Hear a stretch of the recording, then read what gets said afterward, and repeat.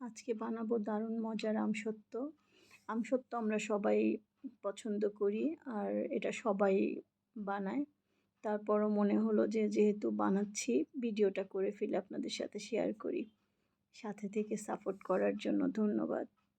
চলুন রান্নাঘরে যাই।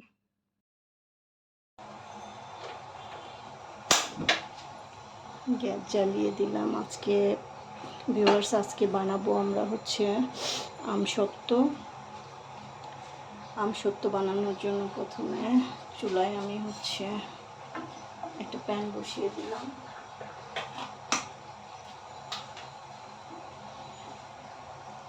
আমের পিউরি করে রেখেছিলাম,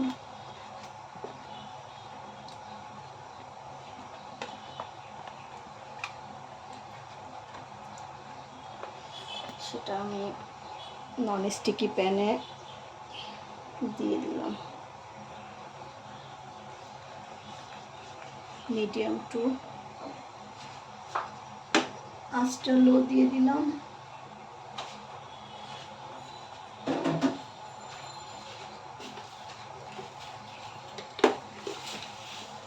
দিয়ে দিব চিনি।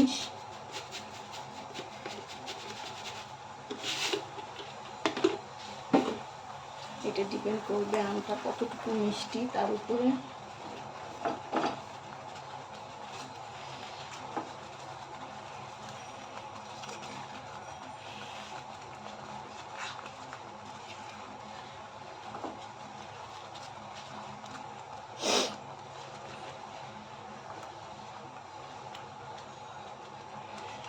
এটা হিমসাগর আম ছিল, যেহেতু মিষ্টি ছিল, আর আমি টক মিষ্টি বানাবো, ঝালও থাকবে একটু সাথে।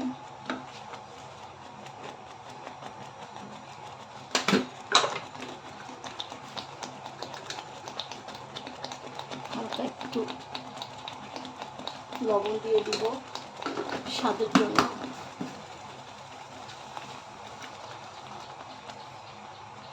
এটা বেশ ছিটে ছিটে যাবে কিন্তু।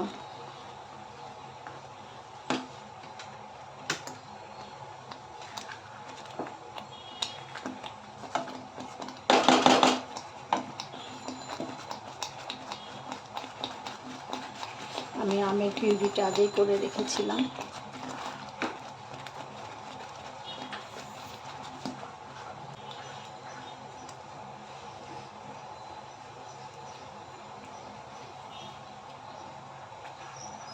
আমসত্ত্ব সবাই বানায়, তারপরও মনে হলো যে আমিও বানাচ্ছি, তো ভিডিওটা একটু করে রাখি। অত সাজিয়ে গুছিয়ে আসলে ভিডিও করা হয় না আমার।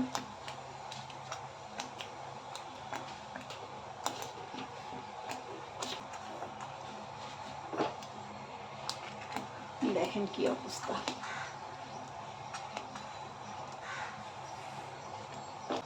একদম নষ্ট হয়ে যায় আমার। আমি যেহেতু চশমা পরি, চশমার ফ্রেমেও লাগছে, গ্লাসে লাগছে।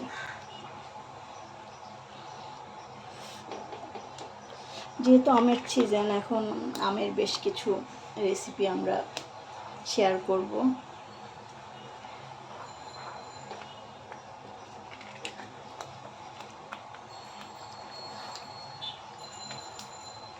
চিনিটা আমাদের গলেও এসেছে।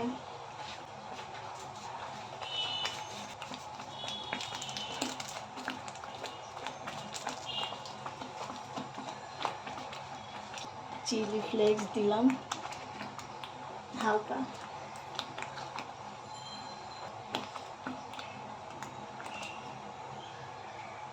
একটু সরিষার তেল দিয়ে নিচ্ছি, প্লেটটা করব। নিলে ভালো হতো, হাতের কাছে ব্রাশটা নাই, তো মাখিয়ে নেওয়া হলো।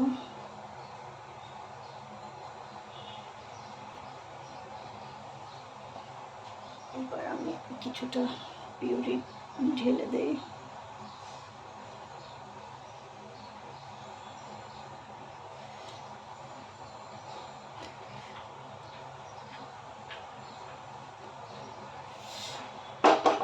আমি বেশ কয়েকটা প্লেটে দিব।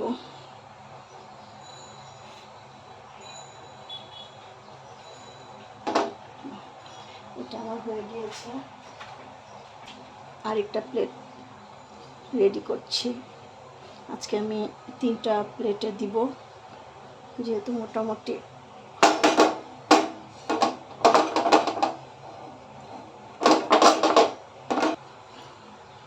তিনটা প্লেটেই দিয়ে দিচ্ছি। শুকানোর পরে ইনশাল্লাহ আবার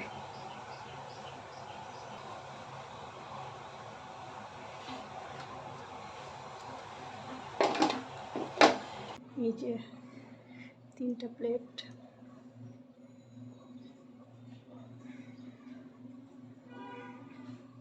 সাথেই থাকবেন, সাথে থাকার জন্য ধন্যবাদ। 2 দিন শুকানোর পরে আমসত্ত্বের চেহারা এমন হয়েছে। যেহেতু রোদ ছিল না, আমি ফ্যানের বাতাসেই শুকিয়ে নিয়েছিলাম।